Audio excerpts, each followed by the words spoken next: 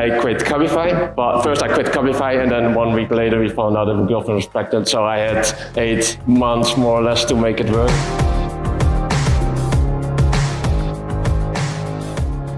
We will continue with this idea about marketing or creating your own thing. And the next talk is done by Michael, who is such a friendly and nice person who has a very nice project called Nusii. Do I say it correctly? Yes.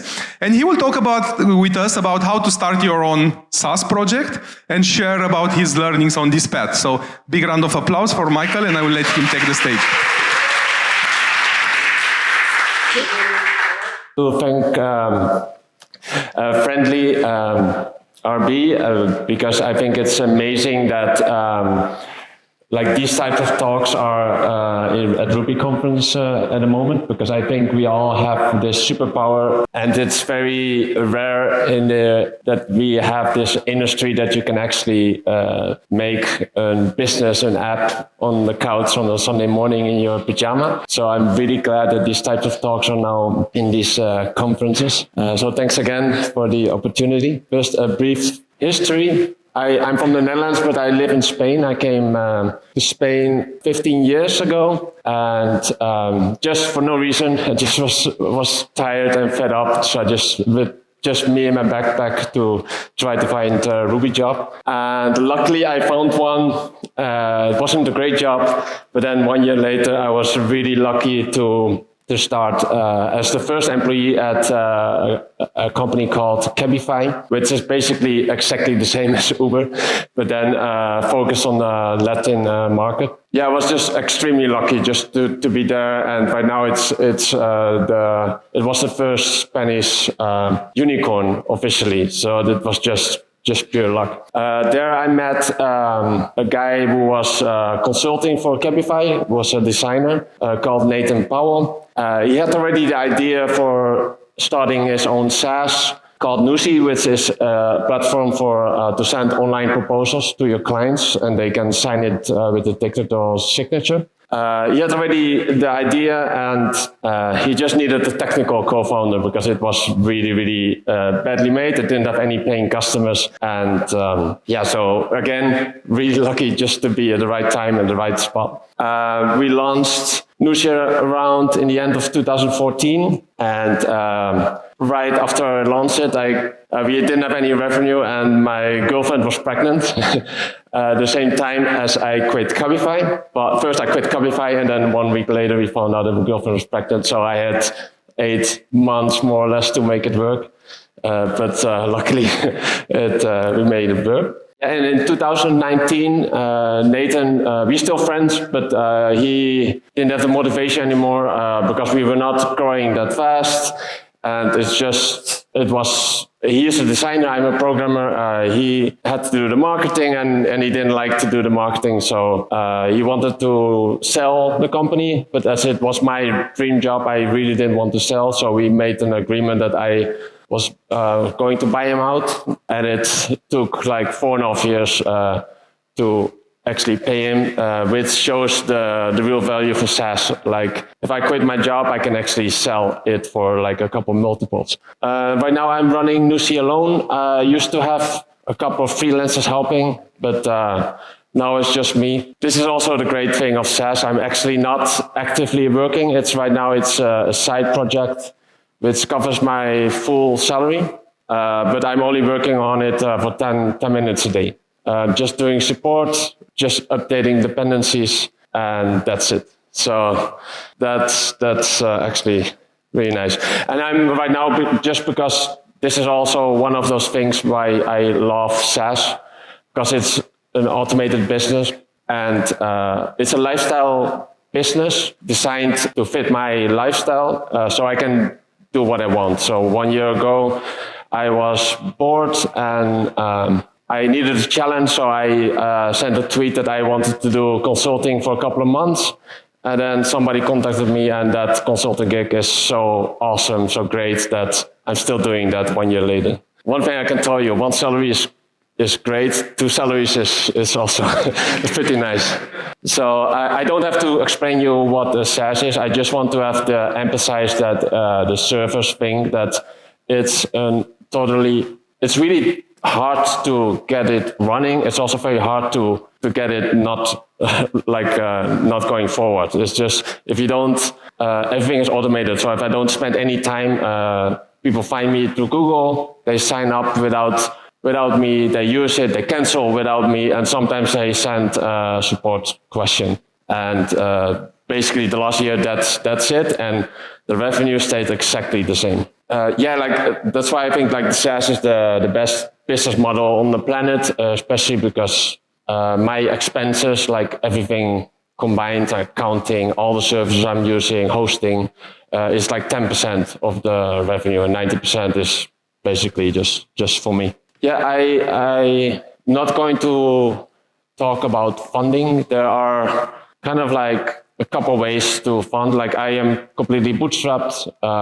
I don't have any funding, which makes it harder, but it's also nicer because in the end, I can do exactly what I want. I don't have to grow. I'm in full control. And there are two other types of funding, as I know of, besides getting a bank loan, which please don't do that. You have a bootstrapped kind of funding. Adrian or Abo has that. This talk will be good for those people as well. Because you can only get that funding when you're more likely to get funding when you have a little bit of traction. And then with that funding, you can go full time. And I couldn't go full time. Well, I did it, but I shouldn't have. And then you have the VC funding I don't know anything about. So that's just a completely different way to build a SaaS. And you have B2B and B2C. B2B is selling to businesses, B2C is consumers. I highly advise you to sell to businesses because it's 100 times easier. And they're not price sensitive, and the rule is the least they pay, the more they want help and customer service. And I've got companies that paid me €1,000 a lifetime, and they didn't even send me anything. It's crazy. Yeah, and the hardest part, especially in the beginning, is you need the motivation. A lot of people have the motivation of starting a big company, running a big team, to get rich with an exit. Some sort of way, but that wasn't my motivation. My motivation was purely, I wanted a lifestyle business supporting my life, and I want to work whenever I want to work, and I want to do the things that I like to do, which is not great advice. You should do a lot of things that you don't like to do, but that was my motivation, and it helped out. Especially the motivation is really important, because without it's building a SaaS is really difficult. I will show you later why that is. But we are competing with this. It's I really love this tweet. The easiest way to get 10K MRR is just to get a job. We are so lucky to be in this industry that is very, if you, maybe when you're a junior, but if you're a junior, there's a very easy road to a 10K monthly salary. And that's really easy. So if you do it for the money, you will have a very hard time. Yeah, the reason why it's so difficult, because there's nobody is telling you what to do. You have to do everything from getting an idea to getting a prototype to do marketing. It's really slow. As I said before, SaaS is really slow to build. It's also very slow to get rid of. But especially the first year, don't expect a salary anytime soon. And it's also very lonely because I used to have a co-founder, which was really a lot nicer, but now it's just me, and I love it most of the times, and I really miss it other times. That's one of the reasons why I really love to work right now with other people. I used to be just a programmer, and that was great, but suddenly I had to move to all the other roles. I had to do design, customer interviews, which is really, really important. More on that later. I have to write a lot of copy, emails, landing pages. I'm very glad that John already explained marketing as sales. The way I think of it is marketing is to get as many people on top of the funnel and then just guide them to the funnel until they buy something from you. And sales is I only do inbound sales, no outbound sales, so I don't do the annoying sales. I just help people buying. They have a problem, they come to the website, they sign up, and they need a hand. I'm just holding their hand, and if Nusii is good for them, I just help them to get their problem solved. If it's not, I just forward them to a competitor. Sales is a funny thing, like developers are really, really afraid of sales, but they are really, really good at it.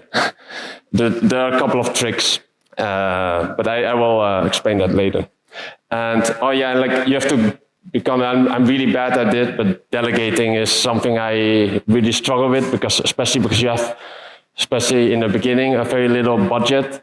So you really have to delegate one-off projects to freelancers, and you cannot hire the best ones because you can just not simply afford those.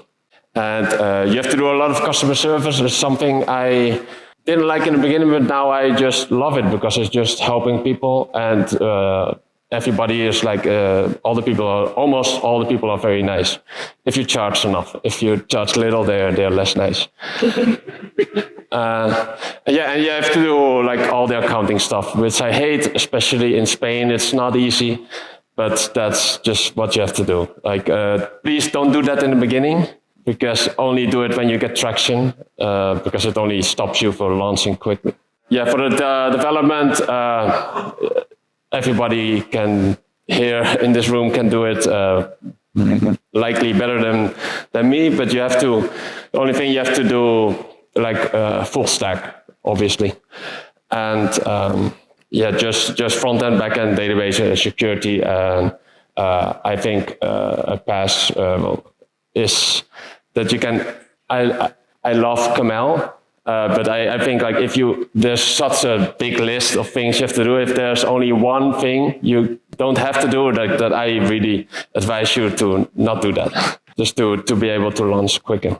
And for development, I really suggest that you don't, because SaaS is so hard and development is easy for you, but if you're going to develop your SaaS in a technology that you don't know, that's just, you're going to learn two things. You're going to start a business and all the troubles, and you're going to learn a new technology. I don't think you should do that. And this is also a very easy thing to say.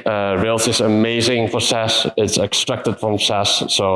But luckily I don't have to convince you for that. And also this one I suffered a lot. Like Nusii was originally made in CoffeeScript, Backbone JS, with Marionette as a framework. I really, really strongly believe that you should almost never use an SPA, because it's so much more complicated. You're so much slower. And especially now with Turbo, it's really not needed anymore. And if you really, really need something like an SPA, you can just use it on one page where you need it. But for me, it was a fully blown SPA, and I really suffered. I rewrote everything in 2020. It took me a very long time, and just the fact, just to demonstrate how much simpler the code base is now, I went from 20,000 lines of CoffeeScript code to 1,300 of stimulus code. So like the things I suffered was Marionette had a server upgrade that was basically a rewrite, but SPAs, they are in your whole stack, in your whole application code, and that was just a version upgrade would be a total rewrite. It was really painful. Yeah, and always create a monolith. Again, the same advice, don't complicate things. You have to launch quickly, and if you just make it more complicated, it's never a good thing.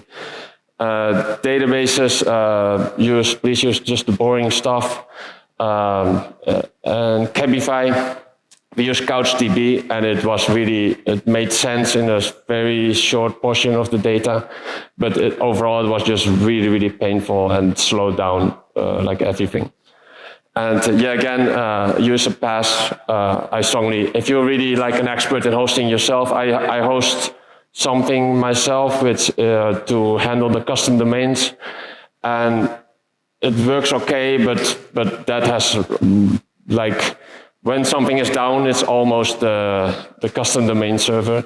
And Heroku, like funny enough, when I made this slide, they just had they had some problems. But for me, Heroku went down twice and it repaired itself. And once when I was sleeping. So I think it's really good. Yeah, another thing. This is a bit of opinion that's like 50-50, like 50% of friends that of friends of mine that have a SaaS are really happy that they did it alone. I wouldn't be able to do it, especially 10 years ago. Maybe I could do it now when I'm more experienced, but alone is a lot harder. Yeah, like the thing, like I wouldn't succeed, so I would have 100% of nothing, and now I had 50% of something, but now actually I have 100% of everything.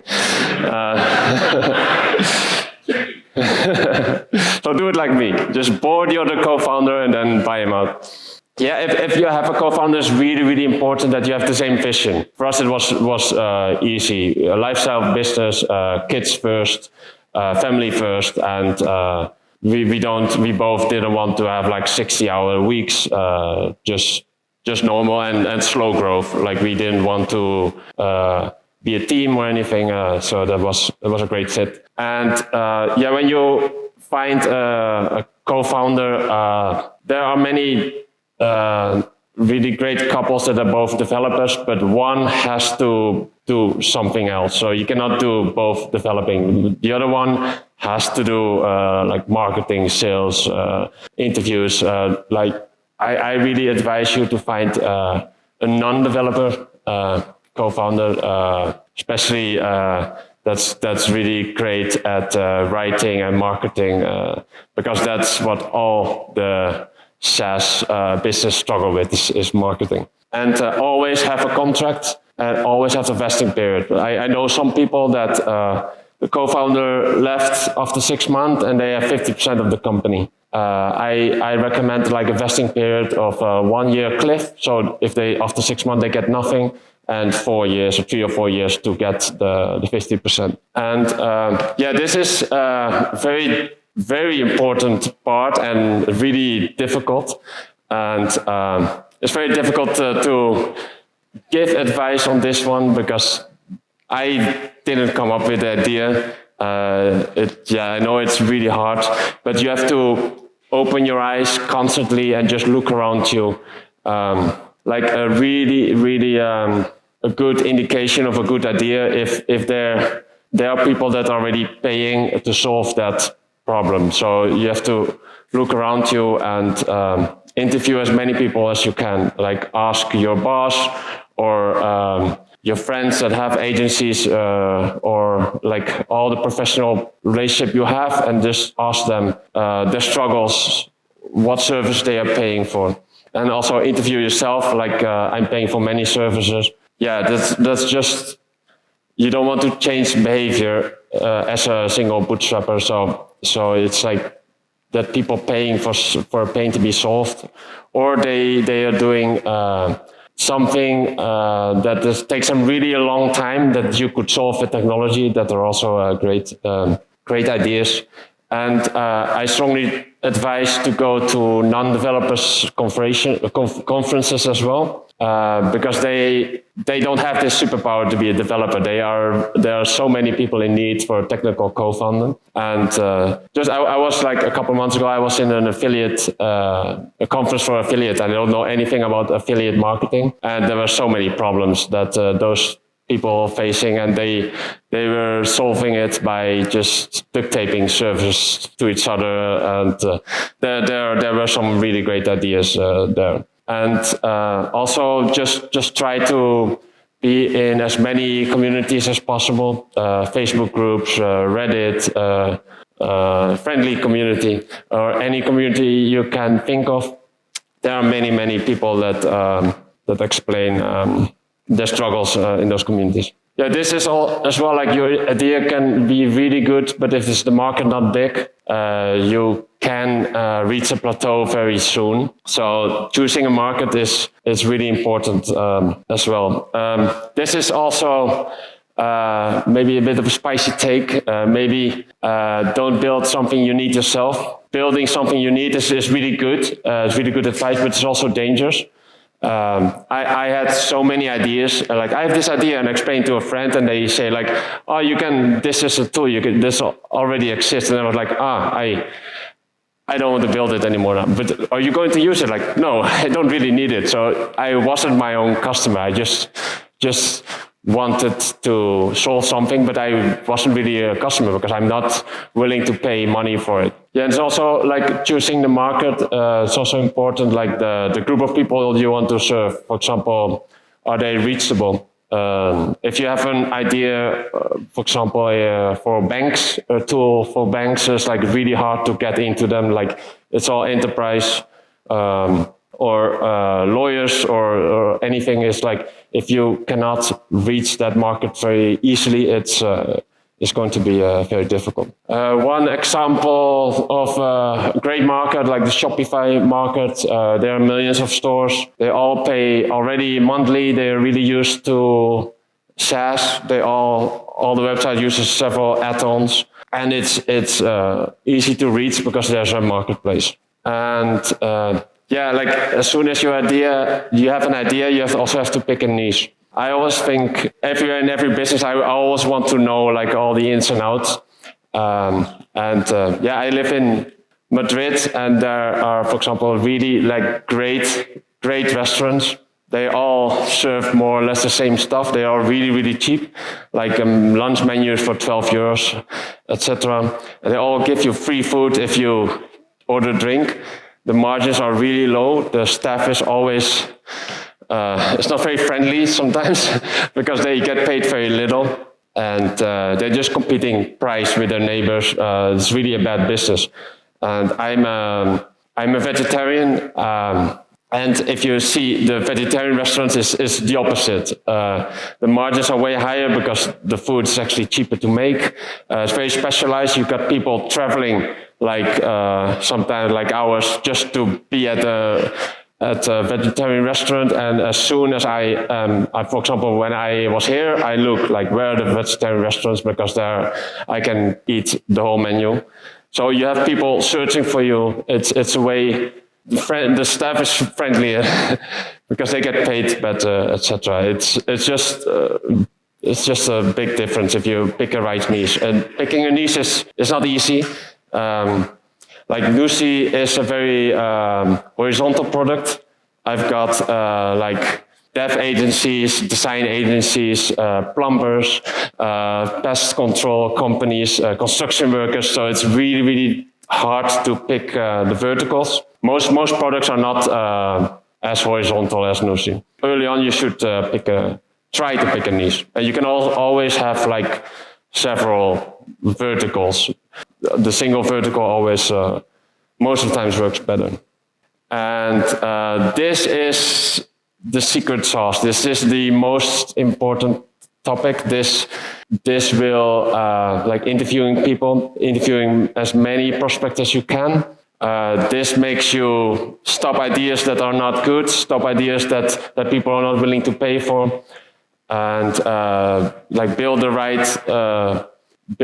product for the right people. It helps you with positioning, with marketing, SEO marketing, to which keywords to target.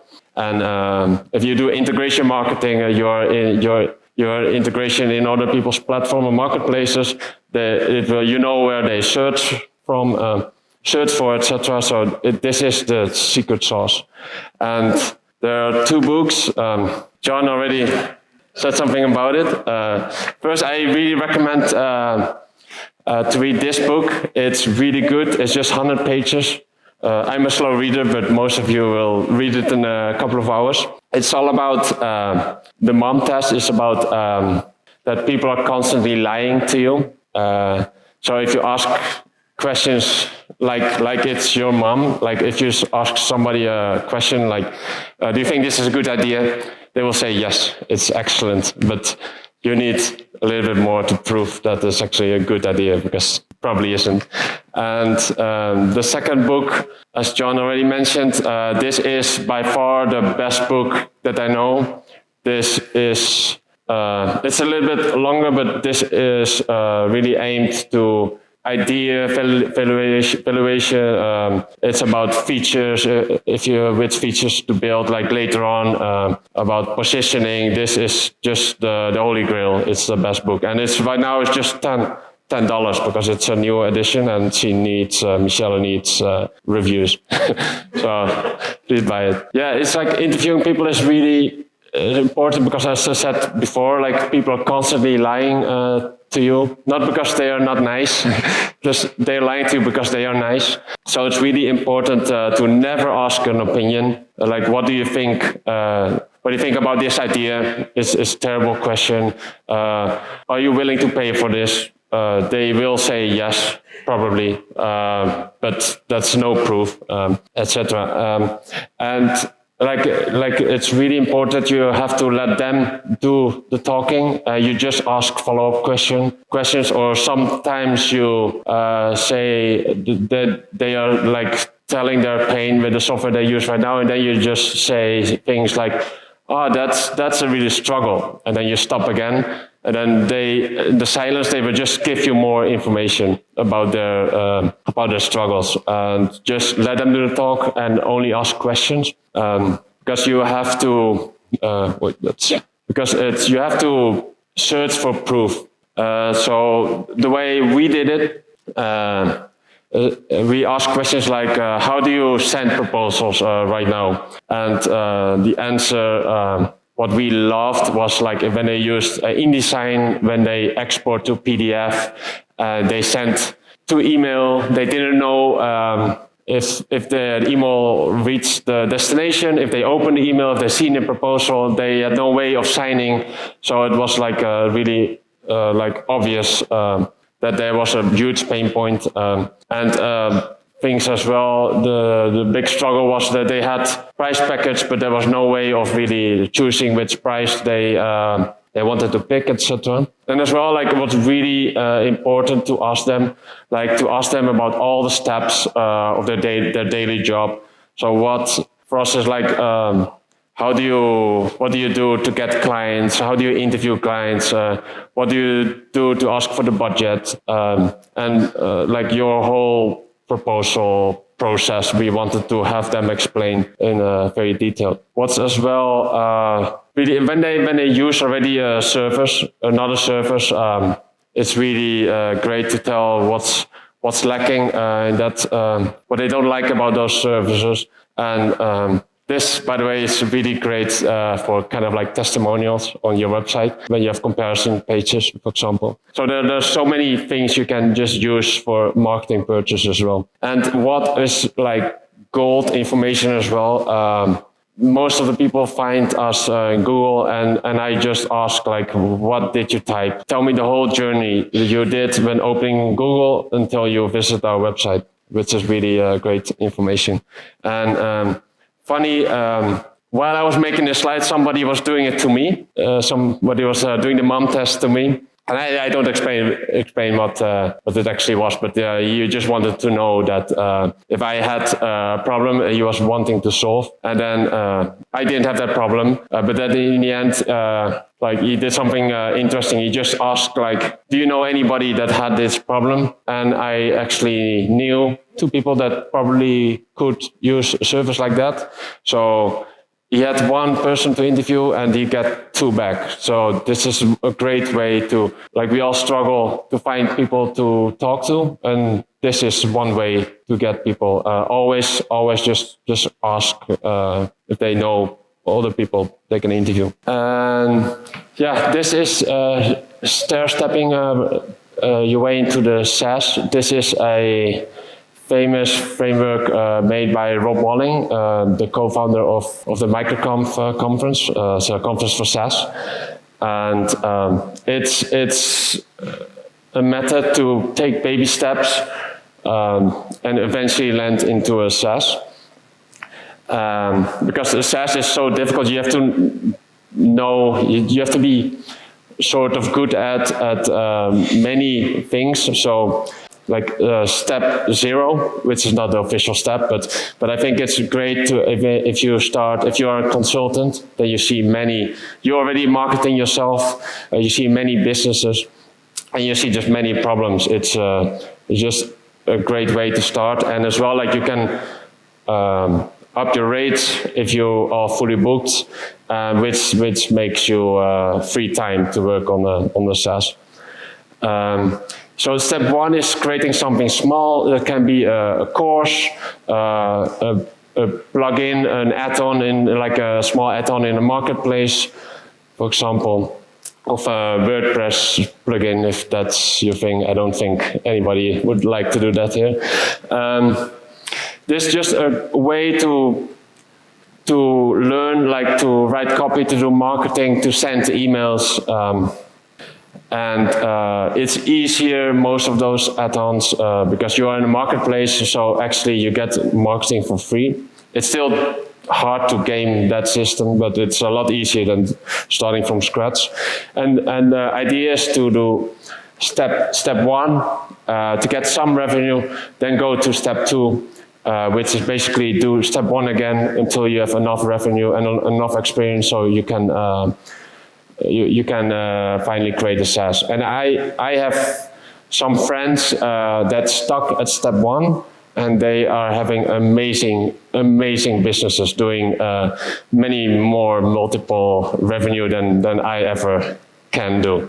For example, one example is just a add-on on a call center company. It's just an add-on, and he's just alone, and he's just he get all the customers referred from the call center company, and he just makes one tiny feature, and he's really well off. So it doesn't need, you have to do a SaaS, sometimes it's just, you find gold and you just keep doing that. And yeah, and while you are interviewing people, you try to get ideas. It's really important that you have to build the MVP extremely fast. That's one of the reasons I really like Roku, because it's something else you don't have to do, because most people are they build months. They build months of this app, and then they lose interest, and you don't have a feedback loop, because the reason why it has to be fast and small is because you have to keep changing it constantly until you have you found the target audience that are willing to pay. You made it for them, and then you can launch it, etc. But the first stages is really focusing on one problem and only do that problem.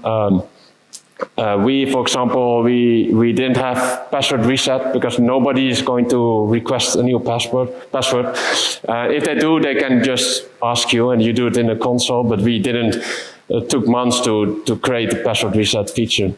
And one other thing, developers really think it's really important, dark modes.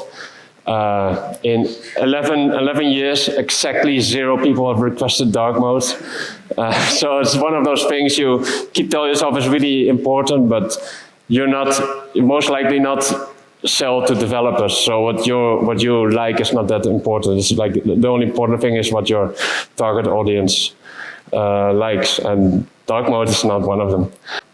Yeah, and while you're building the SaaS, this is one of the reasons why I really like to have a co-founder, because while you're building a SaaS, it's really important that you keep talking to prospects, keep talking to customers, because it's as well you have to create momentum. And if you just go alone building mode and then you launch, and then nobody is going to be excited about your problem, about your app. So basically what I said here. When you finish your, or while you're building your MVP, it's really important that you start marketing as soon as possible. We had the website running, we had a blog when the blog still works, but that doesn't work that good anymore with Google. But we built a small audience. And we had a email launch list, which is really, really important as well. So while we were interviewing, we kept changing the targeting, the landing page, and like testing what works and what didn't work. And yeah, you also have to try to market that landing page as well. Just go to all the forums and share it wherever you can. I also advise you to try, if you have some budget, to try paid advertisement. It's a really great it's a really great way to validate the landing page is working. You're not going to get return of investment very easily, but it's just a great way to know what copy works and what copy doesn't work, and you can just pivot already a couple of times just by doing a paid advertisement. Yeah, and also it's great to already create an alternative page because those pages work very well in Google. They have very low visits, but they convert really well because they are already like in a buying mode. They want to have an alternative to this crappy competitor, and they immediately sign up. And other type of marketing, you're more on the top of funnel, but alternative pages are really good because they are at the bottom of the funnel, which is the buying decision. Yeah, like take all the advice with a grain of salt because there are like a million ways to create a SaaS. I know I have many SaaS friends that did the opposite. They did B2C and they're really, really successful. But this is just what I think. What I think is an easier way to start out. And I think, do you have time for questions? Yes. Well, funny, I deleted 18 slides because it was way last night after I begged Adrian, can I have more time? Like, I said, no. But I deleted 18 slides. I was very happy that Jonathan had some slides that I had as well. So, yeah. So I do sales actually a bit better than the previous. I have my email address there. Please, I will be here at conference. I love talking about SaaS, but please send me as well an email. Like maybe next year when you launch your SaaS, please let me know. I would love to hear that. A big round of applause for Michael. Thank you. Thank you.